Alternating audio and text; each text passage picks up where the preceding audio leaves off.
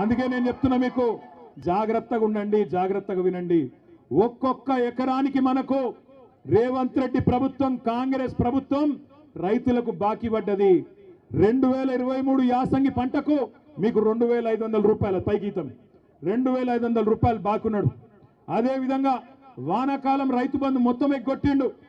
ఇది కాదురా అయ్యా, ఇంకోటది ఇదే, ఇగో ఇది ఏం చెప్తున్నా అంటే ఇగో ఇది యాసంగి 2023 యాసంగి పంటకు 5000 ఇచ్చిండు, చేతులు దులుపుకున్నాడు.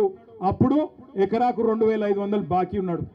తర్వాత వానకాలం ఒక్కొక్క ఎకరానికి 7500 రూపాయలు బాకీ పడ్డాడు.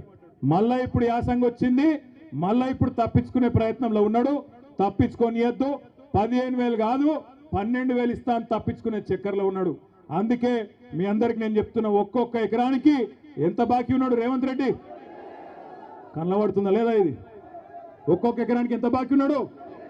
17500 రూపాయలు బాకీ ఉన్నాడు.